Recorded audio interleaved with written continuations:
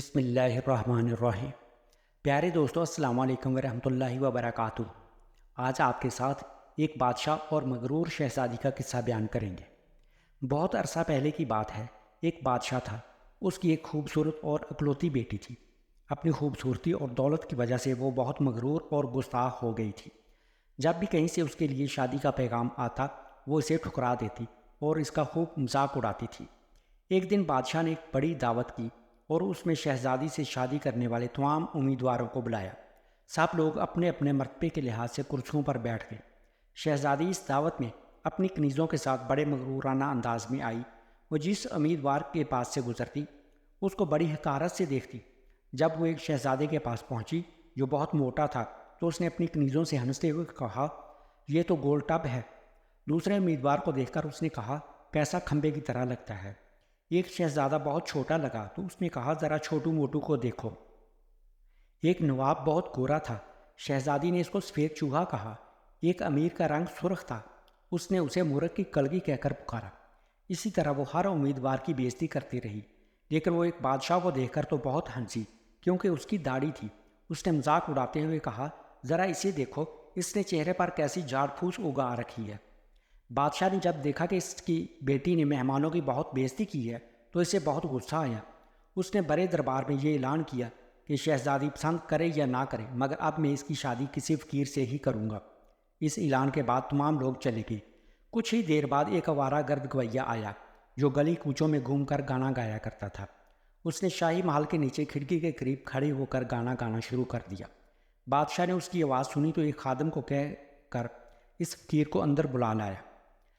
خادم پھٹے پرانے کپڑوں والے فقیر کو لے آیا۔ اس فقیر گویے نے بادشاہ اور شہزادی کے سامنے بہت اچھا گانا گایا اور بادشاہ سے انعام مانگا۔ بادشاہ نے کہا، تم نے بہت اچھا گانا سنایا ہے، میں تمہیں بہت اچھا انعام دوں گا، میں اپنی بیٹی کی شادی تم سے کروں گا۔ جب شہزادی نے یہ سنا تو وہ بدحواس ہو گئی۔ وہ بہت روئی پیٹی مگر بادشاہ نے اس کی ایک نہ سنی۔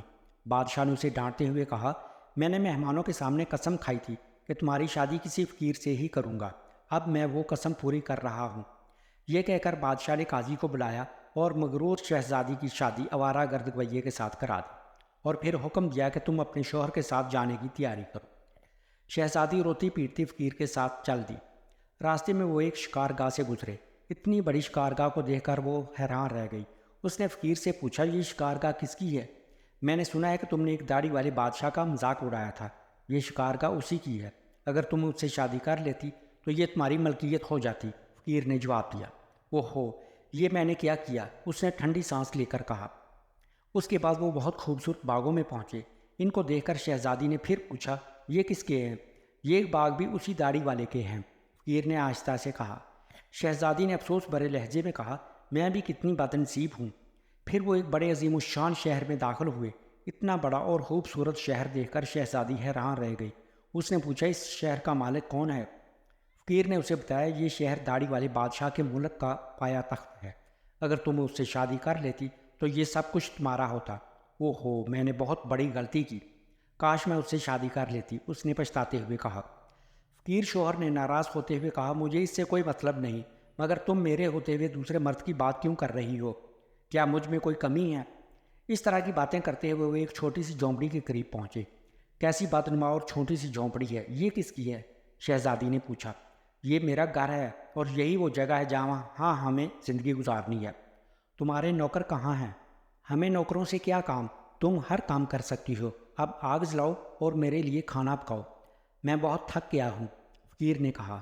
چونکہ شہزادی کو کھانا پکانا نہیں آتا تھا اس لیے فقیر نے اس کی مدد کی اور کچھ دیر بعد انہوں نے الٹا سیدھا کھانا پکا کر کھا لیا اور سو گئے۔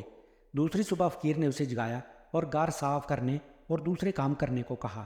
شہزادی تمام دن کام کرتی رہی، اوپر سے جلی کٹی باتیں بھی سنتی، مگر صبر کے سوا کوئی چارہ نہ تھا۔ اسی طرح انہوں نے کچھ دن گزارے۔ پھر ایسا وقت آیا کہ ان کے پاس کھانے تک کے لیے کچھ نہ رہا۔ ایک دن فقیر نے کہا، میں نے جو کچھ کمایا تھا خرچ ہو گیا، اب تمہاری کمانے کی باری ہے، میں تمہیں بید لا کر دیتا ہوں، اس سے تم ٹوکریاں بن لینا۔ یہ کہہ کر وہ جنگل گیا اور بید کاٹ لے آیا۔ شہزادی نے ٹوکریاں بننا شروع کر دی۔ اس نے پہلے کبھی کوئی ایسا محنت کا کام نہیں کیا تھا، اس لیے اس کی انگلیاں زخمی ہو گئی اور ان سے خون بہنے لگا۔ یہ دیکھ کر اس کے شوہر نے کہا، میرا خیال ہے یہ کام تم نہیں کر سکتی، میں تمہیں کچھ سوت لا کر دیتا ہوں، اس سے کپڑا بن لینا۔ مگر وہ یہ بھی نہ کر سکی۔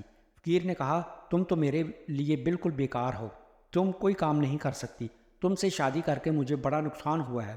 بہرحال میں کوشش کرتا ہوں کہ تمہارے لیے مٹی کے برتن لا دوں، تم بازار جا کر ان کو بیچ دیا کرنا۔ مغرور شہزادی نے اکڑ کر کہا مگر جب میں بازار میں کھڑی ہوں گی تو میرے ملک کے لوگ مجھے اس حال میں دیکھ کر خوب ہنسیں گے۔ فقیر نے کہا یہ میرا مسئلہ نہیں ہے، اگر تم بھوک سے مرنا نہیں چاہتی تو تمہیں یہ کام کرنا پڑے گا۔ مٹی کے برتن بیچنے کا کام بہت اچھا چل رہا تھا۔ لوگ جب ایک خوبصورت لڑکی کو بازار میں برتن بیچتے دیکھتے تو اس پر ترس کھا کر کچھ نہ کچھ خرید لیتے۔ برتن بک گئے تو فقیر نے اور برتن لا کر دے دیے۔ اسی دوران ایک غصے والا بدمزاج سپاہی وہاں سے گزرا۔ اس نے بازار کے بیچ میں برتن رکھے ہوئے دیکھ کر انہیں لات مار کر توڑ دیا اور کہا کہ آئندہ اس طرح راستہ مت گھیرنا۔ شہزادی بہت پریشان ہوئی۔ اس نے سارا واقعہ گھر آ کر اپنے شوہر کو سنایا۔ تم انتہائی بیوقوف ہو، تم سے کس نے کہا تھا کہ بیچ بازار میں برتن لے کر بیٹھ جاؤ؟ آخر وہاں سے لوگوں نے گزرنے میں دشواری ہوتی ہے۔ میرا خیال ہے یہ بھی تمہارے بس کا کام نہیں ہے۔ خیر میں شاہی محل جاؤں گا، ہو سکتا ہے وہاں تمہارے لیے کوئی کام نکل آئے۔ یہ کہہ کر وہ شاہی محل روانہ ہو گیا۔ شام کو فقیر نے واپس آ کر کہا شاہی محل میں تمہارے لیے مددگار باورچن کی جگہ مل گئی ہے، اب کم از کم ہمیں کھانے کو خوب مل جایا کرے گا۔ اور اس طرح مغرور شہزادی ایک مددگار باورچن بن گئی۔ وہ ہر روز صبح سے شام تک باورچی خانے کے سارے کام کرتی اور شام کو لوگوں کے آگے کا بچا ہوا کھانا لے کر گھر آ جاتی، اور اس طرح دونوں میاں بیوی کا گزارا ہو جاتا۔ محل میں آئے ہوئے اسے کچھ ہی دن گزرے تھے کہ اس نے سنا کہ محل میں کوئی شادی کی تقریب ہونے والی ہے۔ مقررہ دن جب مہمان آنے شروع ہوئے تو وہ باورچی خانے میں کھڑکی سے انہیں دیکھ رہی تھی۔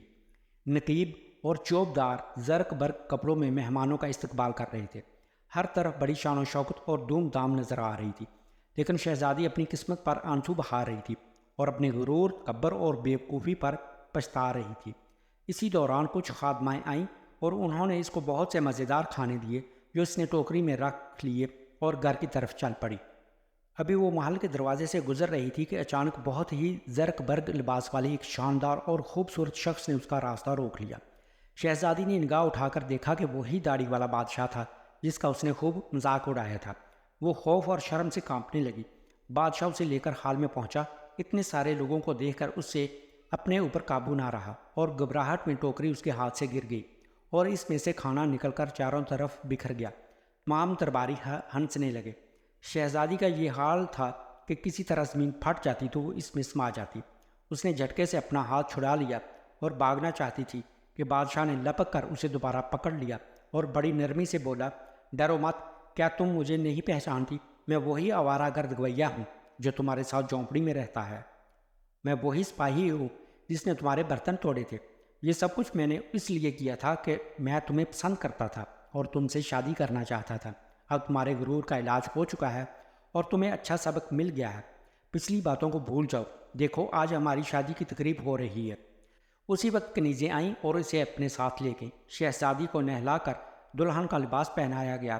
جب وہ دوبارہ حال میں آئی تو دیکھا کہ اس کے والدین اور اس کے تمام درباری بھی وہاں جمع ہیں۔ سب لوگوں نے اسے مبارکباد دی۔ اب شہزادی بالکل بدل چکی تھی۔ اس کا غرور، اکڑ اور دوسروں سے نفرت ختم ہو چکی تھی۔ اس نے زندہ رہنے کا ڈھنگ سیکھ لیا تھا۔